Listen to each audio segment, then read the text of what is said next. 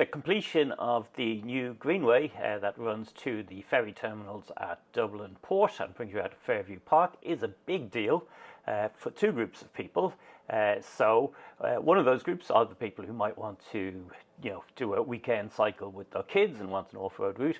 But the second group, which I'm also going to be addressing here, are people who are coming to Ireland at the start of a cycle tour, are landing in Dublin Port, and like all ferry terminals, facing the always scary journey out of that ferry terminal when there's lots of lorries and cars being unloaded behind you and often trying to make some good time. So the good news is that you can get out of the port completely off-road now. I'm going to show you how you do that, and then for that first group of people who want the Sunday cycle, at the end of this video I'll show you the other way of getting into the port, so you can do a loop cycle around Fairview Park.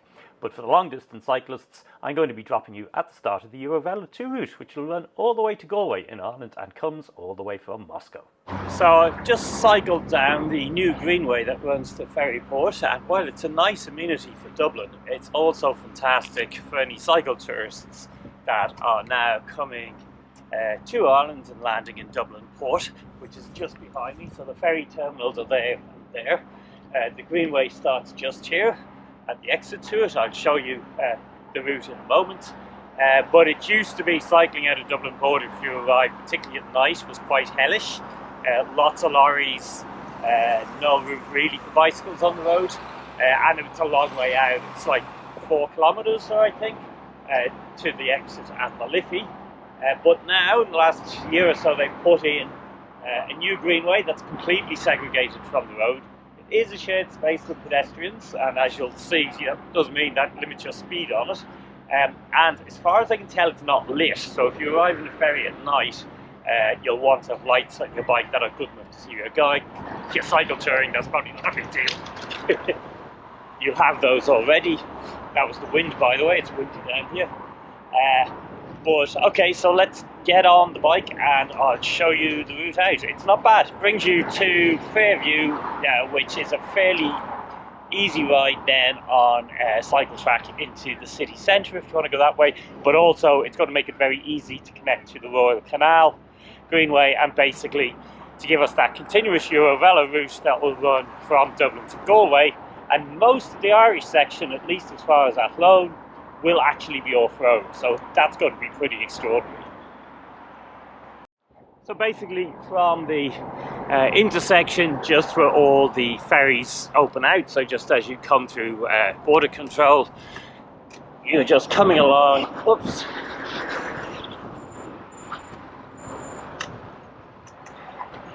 and coming onto the Greenway here. So as usual with Greenways, the trick is not to miss the start of it, because if you miss the start of it, you're not getting onto it. Great views out over the port. I'd say even at night they're simply spectacular. It's a great job they've done on this. So as you can see, the route out is really well paved. There's also fantastic views out over Dublin, so it's a great introduction to Ireland in general if you're a cycle tourist, and if you're at the time, it's worth actually stopping at the viewing points and reading the signboards that they're telling you about this. So this is a mixed route for pedestrians and cyclists, and it splits in two just where it's coming up here. This is the first time I had cycled it, so I got confused and I almost took the pedestrian turn, so don't make that mistake. That's it here. The pedestrian turn in fact goes out along the top of the dike. I don't think there'd be enough space for bikes as well, and then you're coming through this business park. There is a barrier there at the gate to control car access, but I just cycled around it. I presume that's what you do. And then this right turn here is initially confusing, but there is a counterflow bike lane running along the road here. If you've come from Europe and you've just got off the boat, of course, you're now cycling on the other side of the road, so that's something that's worth remembering. You've then got a brief section of actual road, another bit of cycle lane, and then cycling down Alfie Burn Road and across Fairview Park. So once you get to Fairview Park, I'm just going to stay on this cycle lane heading towards Connolly for a second, because that's going to be quite useful to you as I explain here. So it's still being worked on, but Eurovelo 1 will be coming out here on the canal. It's actually about 2 kilometres up here until it does start, even now. but then it's a bit broken up. Have a look at my video on the deep sinking to understand the problems with that. So instead, for the moment, what you might do is keep heading into town. That gets you to Connolly train station anyway. So if you're catching a train to somewhere else in Ireland as your starting point, Connolly's could well be the train station you're going from, Belfast or Sligo in particular. And if you're going to Houston, also going in, finding the Liffey and following the cycle track up the south bank of the Liffey till you get to Houston. So here, this is the route going in from the Clontarf end of Fairview Park.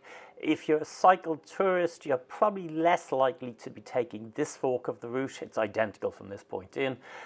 However, if you were coming out and heading for Howth, perhaps, then that would be a sensible way to do it. There is a very nice off-road cycle all the way out to Howth along a coastal path.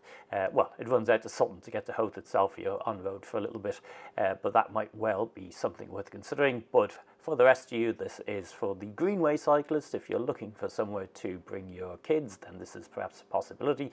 The one thing is there's not much parking, of course, because this is central Dublin. In fact, I suspect the easiest thing to do in terms of parking might well be to use the park and ride facility at Clontarf Dart Station, which is between the start and end point that I used when I went down and back again. So that would work pretty well in terms of turning it into a loop cycle with the last bit through the park. And here we are once again approaching the ferry ports itself, down to the last bit. I do intend to go back and re-record this with a commentary on each of the actual spots. I hope you found this short video useful. If you did, please do give it a like and consider subscribing to the channel. So this channel is all about e-bike touring, but actually I've ended up doing quite a lot of videos on short rides on greenways in Ireland as well.